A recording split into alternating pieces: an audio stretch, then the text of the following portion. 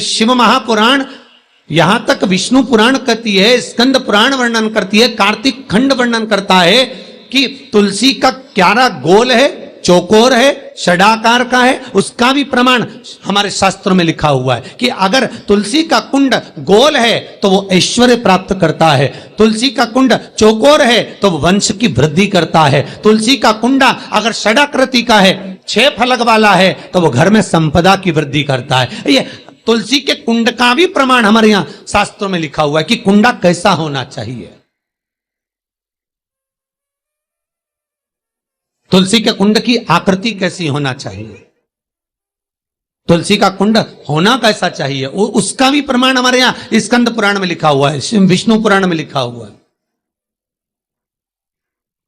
कि आपको क्या किस रूप में चाहिए। पर जगत है ना, दुनिया के आगे हाथ फैलाओ, जाकर निवेदन करो, यहां वाले बाबा के पास हो या वहां वाले बाबा के पास हो या उसके पास हो या उसके पास हो या जगत के पास जाओगे, दुख पाओगे, रुपया खाएंगे, चूना लगाएंगे, धक्के मारकर निकाल देंगे, 2-4-8 दिन घुमाएंगे फिराएंगे, कल आना, परसों आना, नरसों आना, ऐसा करना वैसा करना, बस बाबा यही घुमाते रहेंगे और तुम्हारे धन का चूना लगाते रहेंगे। पर निवेदन है इनसे बचकर शिव की शरण में जाकर भगवान शास्त्र में जो लिखा है उसके अनुसार हम क्यों ना कर्म करें जिसका फल हम पा जाएं।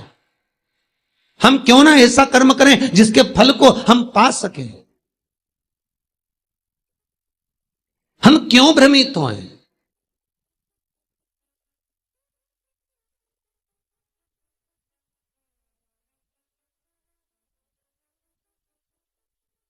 हमारे यहां तुलसी के कुंड का भी विधान है। गोल कुंडा है ऐश्वर्य देगा, चौकोर कुंडा है, आप लोग कई बार देखे होंगे किसी किसी के यहां चौकोर तुलसी का क्यारा होता है, कुंडा होता है, वो वंश बढ़ाता है। षडाकृति का है वो धन देता है, संपदा देता है। दोष हमारा है, हम तुलसी के कुंड के नीचे शंकर जी को रख देते हैं। क्यों? कि यहीं तुलसी जी को पानी चढ़ाएंगे, यहीं शंकर जी को चढ़ा देंगे। दोष है। तुलसी के कुंड के नीचे हम सर्प देव को रख देते हैं, नाग देवता रख देते हैं, पानी चढ़ाएंगे, पात्री रख देते हैं, नहीं, दोष।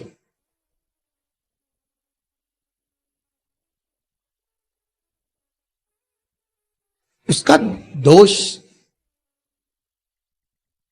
हम सबको, स्वयं अगर गलती करते हैं तो स्वयं को बोल। कैसा कुंड हो, 7 तरह के कुंडों का व्याख्यान तुलसी के रूप में कहा गया है महाराज। पहला गोल, दूसरा चौकोर, तीसरा षडाकृति, चौथा त्रिवेणी, 3 कोने वाला कुंडा। शास्त्र कहता है जिसके मार्ग घर में टुकड़े हो रहे हो, घर विभाजन की ओर हो रहा हो, तो 3 कोण का कुंडा घर में रखकर पूजा करने पर परिवार एक हो जाता है। 5वां, गार्डन में बिना कुंडे का, बिना कुंड का जो तुलसी का पौधा रोपित होता है, बिना कुंड के एक बगीचा जैसा बो दिया जाता है, तुलसी तुलसी उत्पन्न हो जाती है। महाराज वहां पर संपदा तो रहती है पर चिंता बहुत रहती है, टेंशन बहुत रहता। क्यों? घर के दरवाजे के बाहर इतनी सारी बगीचे में तुलसा कर दी। कोई निकल कर जा रहा था उसने थूक दिया, कोई निकल कर जा रहा था उसने पानी डाल दिया, कोई श्वान ने, कुत्ते ने, किसी ने, बिल्ली ने गंदगी कर दी, उसका दोष आपको लगेगा। इसलिए कुंड के अंदर तुलसा का, तो वो धन तो देगा, जो तुमने बगीचे में तुलसा लगाई है, गार्डन तुलसा का करा, वो धन तो देगा, संपदा भी देगा, पर चिंता को बढ़ा देगा। 5,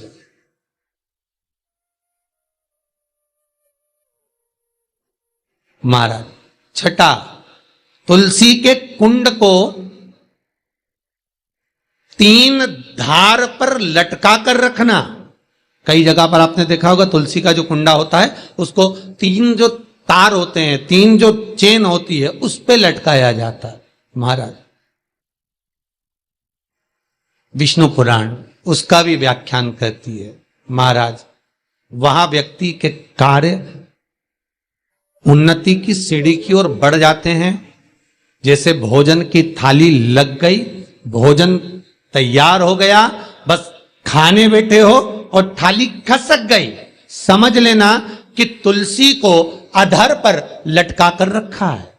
इसलिए कार्य तो हो रहे हैं, बनने वाले हैं, 4 दिन बाद ये काम होने वाला है, 8 दिन बाद ये काम होने वाला है, लग रहा है कि इसमें इतना फल मिलेगा, लग रहा है इस व्यापार को करेंगे तो इतना फायदा हो जाएगा, सब कुछ करा, लाखों रुपए लगा भी दिए, थाली मालूम पड़े खसक गई, अधर लटका है तुलसी। 7 क्रम है तुलसी के, ये छठा क्रम बताया। तुलसी का 7वां क्रम,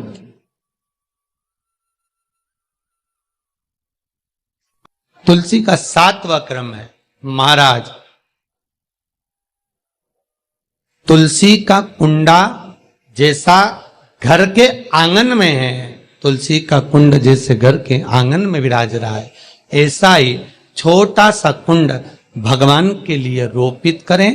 प्रतिदिन भगवान की सेवा करते समय तुलसी का कुंड सम्मुख रखकर उसकी आराधना करना, फिर उस कुंड को वापिस बाहर ले जाकर रखना, फिर दूसरे दिन पूजन के समय पर कुंड को लाकर रखना। हम तो यहां तक कहते हैं, विष्णु पुराण गर्ग संहिता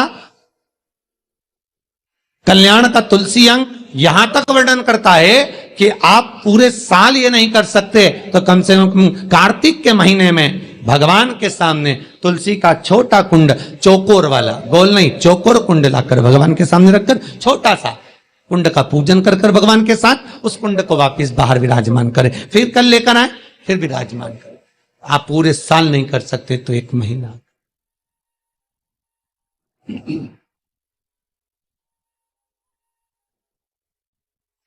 उसका फल 1000 गुना प्राप्त होता है। तो किस चीज के लिए कहा गया कि तुलसी का कुंडा एक बाहर हो, एक घर के अंदर मंदिर के सामने पूजन के लिए रखा जाए? तो कहते हैं उस घर में वैभव, सत्ता, संपदा, लक्ष्मी, समृद्धि, शांति की कभी कमी नहीं, कभी कमी।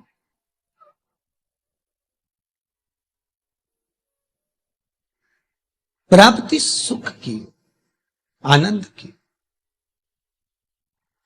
7 तरह के कुंड, 7 तरह के तुलसी के रोप का वर्णन हमारे यहां विष्णु पुराण में किया गया। 7। आप किस भाव से कर रहे हैं ये आपके ऊपर।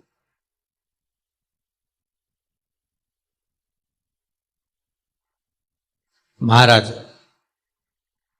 स्त्रियों के, नारियों के जितने भी रोग होते हैं, बीमारियां होती हैं, रजोधर्म से जुड़ी हुई जो भी तकलीफें होती हैं, उसका भी व्याख्यान देवी भागवत में स्पष्ट कहा गया।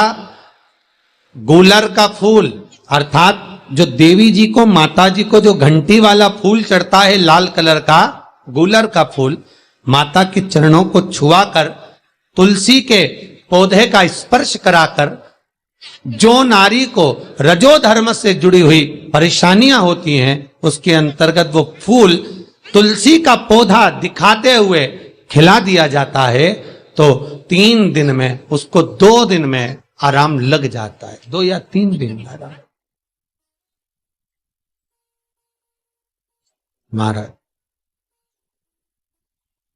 तो शास्त्र कह रहा है आराधना में आप हाथ की माला, कर की माला ना भी रखें तो घट की माला, तुलसी की माला, रुद्राक्ष की माला आपके कंठ में होगी। तो 21,600 श्वास जो मनुष्य के शरीर से प्रतिदिन निकल रही है, 21,600 श्वास जो मानव के शरीर से प्रतिदिन निकल रही है, उस श्वास के बल पर आपकी घट की जिह्वा से वो मंत्र जाप हो जाएगा, उसका पुण्य आपके खाते में। तुम्हारे गले में जो तुलसी की माला हो, तुम्हारे गले में जो रुद्राक्ष की माला हो, उसमें मन के 108 होना चाहिए या 108 से भी ज्यादा होना चाहिए। कम मनके की माला मत पहनना गले में। बारीक बारीक मनके की कर लो, छोटे से छोटे मनके की कर लो, 100 से भी ज्यादा हो, 108 से भी ज्यादा हो। क्यों? क्योंकि गले में अगर तुलसी की माला होगी, गले में रुद्राक्ष की माला होगी, भले